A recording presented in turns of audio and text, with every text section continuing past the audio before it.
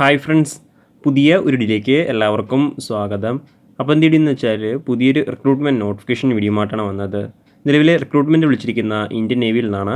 Indian നേവിയിലേക്കുള്ള SSRൻ്റെ റിക്രൂട്ട്മെൻറ്റാണ് വന്നിരിക്കുന്നത്. അപ്പോൾ ഈ ഒരു റിക്രൂട്ട്മെൻറ്റ് കൂടുതൽ ഡീറ്റെയിൽസിലേക്ക് നമ്മൾ ഇന്നത്തെ ഈ ഒരു വീഡിയോയിൽ നോക്കാൻ പോകുന്നത്. അപ്പോൾ നിങ്ങളാരും വീഡിയോ അവസാനം വരെ കാണുക. അപ്പോൾ ഇന്ത്യൻ നേവിയിലേക്കൊരു ജോലി ആഗ്രഹിക്കുന്നവരാണ് നിങ്ങളെങ്കിൽ തീർച്ചയായിട്ടും ഈ ഒരു അവസരം ഉപയോഗപ്പെടുത്തുക. അതുപോലെ തന്നെ നിങ്ങളുടെ ഫ്രണ്ട്സ് ആരെങ്കിലും ഇന്ത്യൻ നേവിയിലേക്കൊരു ജോലി ആഗ്രഹിക്കുന്നുണ്ടെങ്കിൽ തീർച്ചയായിട്ടും ഈ ഒരു വീഡിയോ അവരിലേക്കും ഷെയർ ചെയ്ത് കൊടുക്കുക.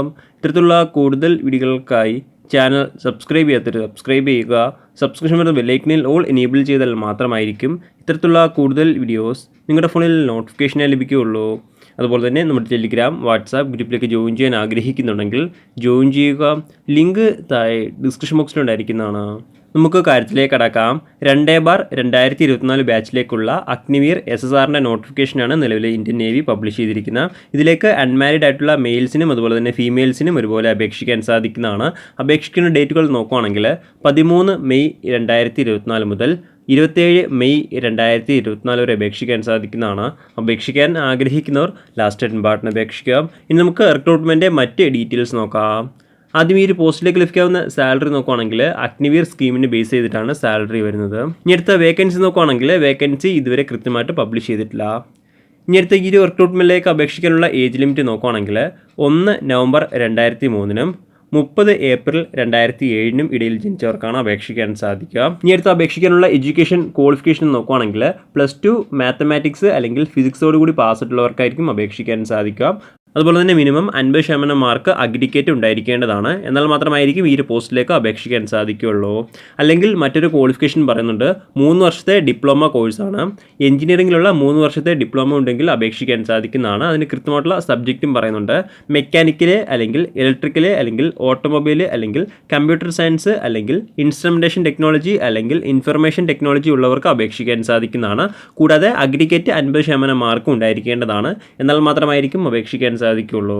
അല്ലെങ്കിൽ മറ്റൊരു ക്വാളിഫിക്കേഷനും പറയുന്നുണ്ട് 2 വർഷത്തെ വൊക്കേഷണൽ കോഴ്സ് ഫിസിക്സ് മാത്തമാറ്റിക്സിൽ 50% മാർക്കോട് കൂടി അഗ്രിഗേറ്റിൽ 50% മാർക്കോട് കൂടി പാസ്സായിട്ടുള്ളവർക്ക് അപേക്ഷിക്കാൻ സാധിക്കുന്നതാണ്. അപ്പോൾ ഈ ഒരു 3 ക്വാളിഫിക്കേഷനിൽ ഏതെങ്കിലും ഒരു ക്വാളിഫിക്കേഷൻ ഉള്ളവർക്ക് അപേക്ഷിക്കാൻ സാധിക്കുന്നതാണ്. അതുപോലെ തന്നെ നിലവിൽ +2വിൻ്റെ റിസൾട്ട് വെയിറ്റ് ചെയ്യുന്നവർക്കും ഈ ഒരു എക്സാമിനേഷന് അപ്ലൈ ചെയ്യാൻ സാധിക്കുന്നതാണ്. ഇനി അടുത്ത ഈ ഒരു റിക്രൂട്ട്മെൻറ്റ് സെലക്ഷൻ പ്രൊസീജിയർ എങ്ങനെ നോക്കുകയാണെങ്കിൽ ആദ്യം കമ്പ്യൂട്ടർ ബേസ്ഡ് ഓൺലൈൻ എക്സാമിനേഷനാണ്.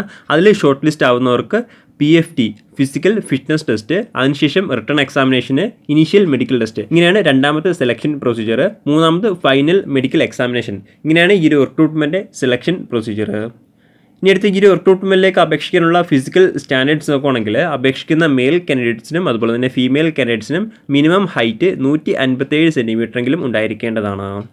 ഇനി അടുത്ത ഈ ഒരു റിക്രൂട്ട്മെൻറ്റ് ഫിസിക്കൽ ടെസ്റ്റിൽ എന്തൊക്കെ ഡീറ്റെയിൽസാണ് വരുന്നത് നോക്കുകയാണെങ്കിൽ ആദ്യം മെയിൽസിൻ്റെ ഡീറ്റെയിൽസ് നോക്കാം. ഒന്നാമതായിട്ട് വരുന്നത് 1.6 കിലോമീറ്റർ റണ്ണിംഗ് ആണ്. 6 മിനിറ്റിനും 30 സെക്കൻഡിനുള്ളിൽ കംപ്ലീറ്റ് ചെയ്യേണ്ടതാണ്. അടുത്ത രണ്ടാമതായിട്ട് വരുന്നത് സ്ക്വാട്സ് ആണ്. 20 തവണ സ്ക്വാട്സ് ചെയ്യേണ്ടതാണ്. അടുത്ത മൂന്നാമതായിട്ട് വരുന്നത് പുഷപ്സ് ആണ്. 15 തവണ പുഷപ്സ് എടുക്കേണ്ടതാണ്. അടുത്ത നാലാമതായിട്ട് വരുന്നത് ബെൻഡിനി സിറ്റപ്പ് ആണ്. 15 തവണ സിറ്റപ്പ് ചെയ്യേണ്ടതാണ്.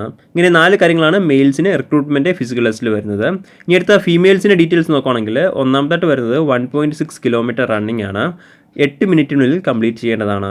അടുത്ത രണ്ടാമതായിട്ട് വരുന്നത് സ്ക്വാട്സ് ആണ്.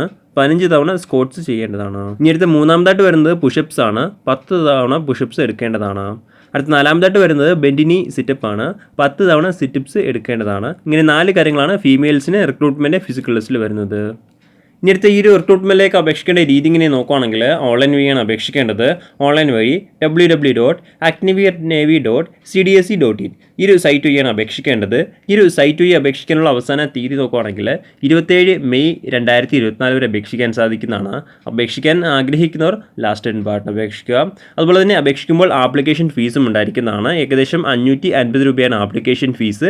ഫീസ് നിങ്ങൾക്ക് ഓൺലൈൻ വഴി തന്നെ അടയ്ക്കാൻ സാധിക്കുന്നതാണ്. ഫീസ് അടച്ചാൽ മാത്രമായിരിക്കും നിങ്ങളുടെ ആപ്ലിക്കേഷൻ സ്വീകരിക്കുകയുള്ളൂ. എല്ലാ കാൻഡിഡേറ്റ്സും നിർബന്ധമായിട്ടും ഫീസ് അടച്ചിരിക്കേണ്ടതാണ്. പ്രധാനമായിട്ടും ഇത്രയും കാര്യങ്ങളാണ് ഈ ഒരു റിക്രൂട്ട്മെൻറ്റുമായി ബന്ധപ്പെട്ട് നിങ്ങളോട് ഷെയർ ചെയ്യാനുള്ളത്. എന്തെങ്കിലും സംശയങ്ങളോ കാര്യങ്ങളോ ഉണ്ടെങ്കിൽ ഒഫീഷ്യൽ നോട്ടിഫിക്കേഷൻ അല്ലെങ്കിൽ ഈ ഒരു ആർട്ടിക്കിൾ ചെക്ക് ചെയ്യുക. ഈ ഒരു ആർട്ടിക്കിളിലെ ലിങ്ക് എന്തായി ഡിസ്ക്രിപ്ഷൻ ബോക്സിൽ ആഡ് ചെയ്തിരിക്കുന്നതാണ്.